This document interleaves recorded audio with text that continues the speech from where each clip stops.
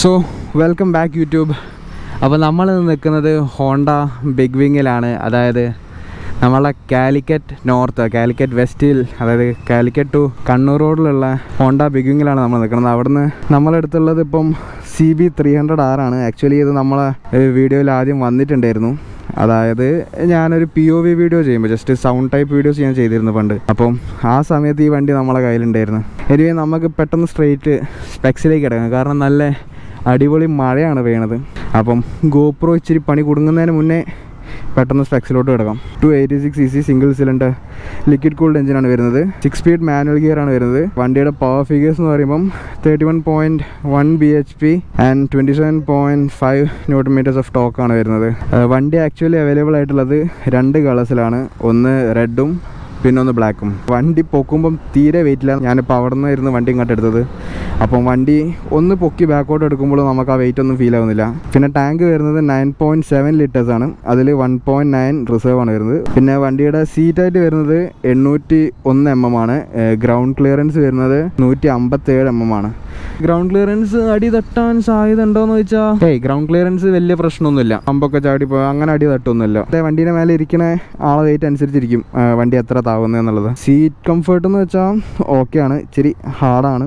ബാക്കിൽ പില്ലിന് നല്ല വൈറ്റ് സീറ്റാണ്, പ്രശ്നമില്ല. പക്ഷേ ഗ്രാബ് റെയിൽ ഇവിടെയാണ് വരുന്നത്. അതായത് ബാക്കിൽ ഇരിക്കുന്ന ആൾ ഒന്നെങ്കിൽ ഫ്രണ്ടിലിരിക്കുന്ന ആളെ കെട്ടിപ്പിടിച്ചിരിക്കേണ്ടി വരും. കാരണം ഇവിടെ പിടിച്ചിരിക്കുകയാണെങ്കിൽ കുറച്ച് എന്താ പറയുക ഡിസ്കംഫർട്ടായിട്ട് ഫീൽ ചെയ്യും. അപ്പോൾ വണ്ടിയുടെ ഫ്രണ്ട് ഫോക്സ് എന്ന് പറയുന്നത് അപ്സൈഡ് ഡൗൺ ഫോക്സ് ആണ്. ബാക്കിൽ 7 സ്റ്റെപ്പ് അഡ്ജസ്റ്റബിൾ മോണോഷോക്കാണ് വരുന്നത്. വണ്ടിയുടെ ഫ്രണ്ടിലെ 2 ടയേഴ്സും 17 inch അലോയ് വീൽസ് ആണ് വരുന്നത്. ബാക്കിൽ 150/60 ടയേഴ്സും ഫ്രണ്ടിൽ 110/70 ടയേഴ്സും. ഏതിൻ്റെ ആണെന്ന് ചോദിച്ചാൽ MRF ടയേഴ്സ് ആണ് വരുന്നത്. ബാക്കും അതെ ഫ്രണ്ടും ബോത്ത് MRF ടയേഴ്സ് ആണ് വരുന്നത്. പിന്നെ വണ്ടി വരുന്നത് ഡുവൽ ചാനൽ ABS ആണ്. ഫ്രണ്ടിൽ അതിഭീകരമായ ഡിസ്ക്കാണ് വരുന്നത്. ഫ്രണ്ടിൽ 296 mm ഡിസ്ക്കും ബാക്കിൽ 220 mm ഡിസ്ക്കും. ഫ്രണ്ടിൽ നല്ല വലുപ്പം തോന്നിക്കുന്നുണ്ട് ഡിസ്ക്. അതായത് റോഡിലൂടെ പോകുമ്പോൾ ഒരാൾ നോക്കുമ്പം ആ ഒരു ബിഗ് ബൈക്ക് ഫീൽ എന്തായാലും ഫ്രണ്ടിൽ നിന്ന് കാണും. ലൈറ്റ്സ് വരുന്നത് ഓൾ LED ആണ്. Headlight LED, indicators LED and tail light obviously LED. അത് നല്ലൊരു ടച്ച് കേട്ടോ. കാരണം കുറേ വണ്ടികൾക്ക് ഹെഡ്ലൈറ്റ്സും ടെയിൽ ലൈറ്റും LED വരും. ബട്ട് എന്താ പറയുക, ഇൻഡിക്കേറ്റേഴ്സ് ഹാലജൻ കൊടുത്ത് അത് നശിപ്പിച്ചാളും. ആ പ്രശ്നം ഇതിനില്ല. അത് അടിപൊളിയാണ്. അപ്പോൾ ചുറ്റുപാടുള്ള കാര്യങ്ങൾ ഇതൊക്കെയാണ്. ഇനി നമുക്ക് വണ്ടിയുടെ ഇൻസ്ട്രുമെൻറ്റ് ക്ലസ്റ്ററിലേക്ക് കിടക്കാം. അപ്പം വണ്ടി ഓണാക്കുമ്പോൾ തന്നെ എല്ലാം അങ്ങ് കത്തി അങ്ങ് അണയാണ്. RPM ഇൻഡിക്കേഷൻ ഉണ്ട്, ഒരു ഫ്യൂൽ ഇൻഡിക്കേഷൻ വരുന്നുണ്ട് ഇവിടെ, speedometer, gear indication position, total trip metre, പിന്നെന്താ കാണുന്നത്, trip A, trip B, odometer, അത്ര തന്നെ. പിന്നെ സൈഡ് സ്റ്റാൻഡ് ഇൻഡിക്കേഷനും വരുന്നുണ്ട്. അതില്ലെങ്കിൽ മാറിപ്പോയനെ. അപ്പം അതാണ് ഇൻസ്ട്രുമെൻറ്റ് ക്ലസ്റ്ററിൽ വരുന്നത്. ഇനി നമുക്ക് ഹാൻഡിൽ ബാർസിലേക്ക് വരുന്നത് കിൽ സ്വിച്ച് ഇൻ്റഗ്രേറ്റഡ് വിത്ത് ഇഗ്നിഷനാണ് വരുന്നത്. നമ്മളെ നോർമൽ എല്ലാ വണ്ടിയിലും കണ്ട പോലെ. പിന്നെ പാസ് ലൈറ്റ്, ഇൻഡിക്കേറ്റേഴ്സ്, ഹോണ് എന്താ എങ്ങനെയാണെന്ന് എനിക്കറിയില്ല. ഓക്കെ, കുഴപ്പമില്ല. അതായത് നമ്മളാ ടിപ്പിക്കൽ ഹോണ്ടേൻ്റെ പോലെ മേലെ ഹോണും താഴെ ഇൻഡിക്കേറ്റേഴ്സും. ബാക്കി ഞാൻ ഓടിച്ചുകൊണ്ട് പറയാം. ഇതാണ് നമ്മളെ വണ്ടിയുടെ റൈഡേഴ്സ് വ്യൂ പോയിൻറ്റ്. അതായത് ഹാൻഡിൽ ബാർസ് നല്ല അടിപൊളി വൈഡാണ്. മിറേഴ്സും ആക്ച്വലി നല്ല വ്യൂവബിളാണ്. നല്ല വൃത്തിയുള്ള മിറേഴ്സാണ്. ചെറിയ മിറേഴ്സാണ് ബട്ട് വ്യൂവബിളാണ്. എൻ്റെ കംഫർട്ട് പൊസിഷൻ അതാണ്. ഞാൻ ആക്ച്വലി ഇവിടെയാണ് ഇരിക്കുന്നത്. ബട്ട് അധികം ലീനില്ല, ഓക്കെയാണ്. പിന്നെ ഫുഡ് പാക്സ് ഡയറക്റ്റ് സ്ട്രെയിറ്റ് താഴെയാണ് വരുന്നത്. എക്സോസ്റ്റ് സൗണ്ട് അല്ലേ.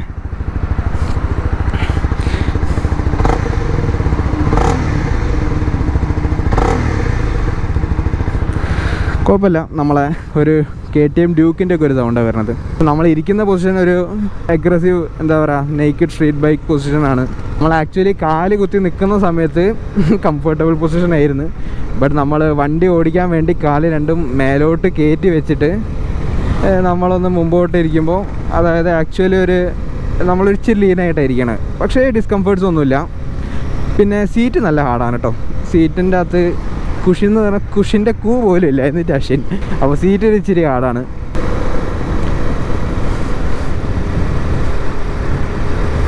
സസ്പെൻഷനും ഒരിച്ചിരി സ്റ്റിഫർ സൈഡാണ്. അവിടെ പൗലോസൊക്കെ ഉണ്ടല്ലോ. വണ്ടി വെറും 149 കിലോ ഉള്ളതുകൊണ്ട് തന്നെ, അതായത് വണ്ടി ആക്ച്വലി വളരെ ലൈറ്റ് ആയതുകൊണ്ട് തന്നെ നമുക്ക് അത് ലിറ്ററലി അറിയാം. എന്താ പറയുക, നമ്മളൊരു തൂവലിൻ്റെ മേലേക്ക് ഇരുന്ന് പോകണം വരിക.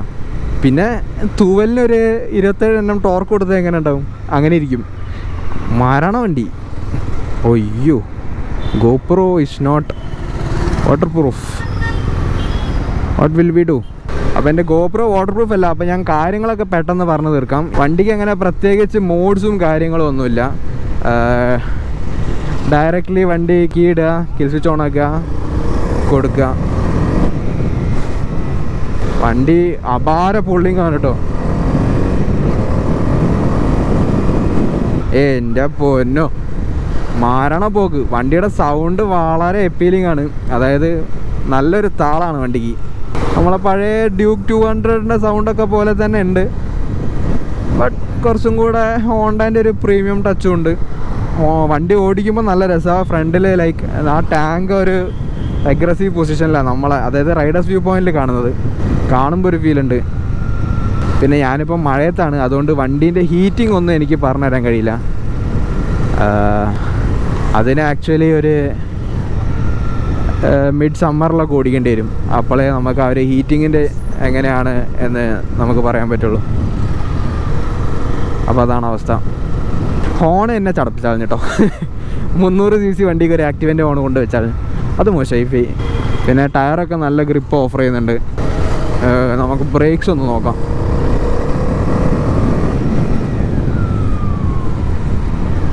ബ്രേക്സ് അത്യാവശ്യത്തിനുണ്ട്.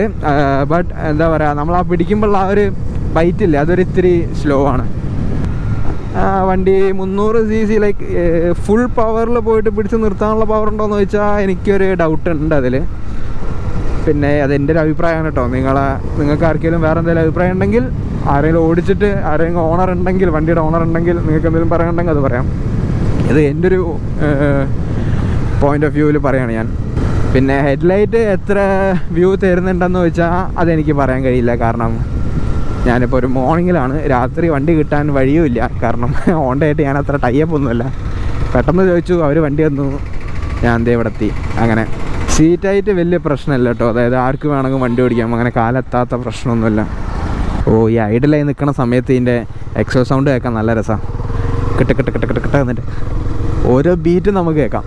പിന്നെ എൻജിൻ വൈബ്രേഷൻസ് നമുക്ക് ഫുഡ് പാക്കിൽ ലൈറ്റായിട്ടൊരു ബസ് ഫീല്, അതായത് ബസ് ഫീലാണ്, വെറുപ്പിക്കുന്ന ഫീലല്ല. ആ ബസ് ഫീൽ ഇല്ലാണ്ട് നിൽക്കണമെങ്കിൽ വണ്ടീനകത്ത് എൻജിൻ ഇല്ലാണ്ട് നിൽക്കണം, അത് വേറെ കാര്യം. പക്ഷേ എൻജിൻ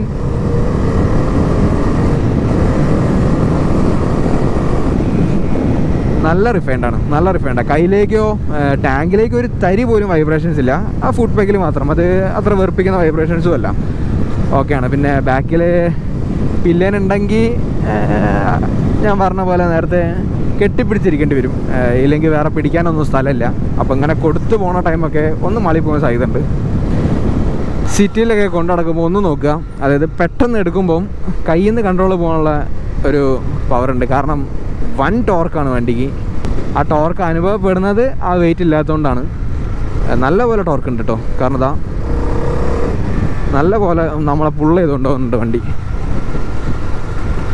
പിന്നെ എനിക്ക് ടെയിലിൽ എനിക്കൊരു പേടിയുണ്ട്, മഴയത്ത് ചളി തെറിക്കുമെന്ന് ബാക്കിലിരിക്കുന്ന ആളെ മേത്ത്.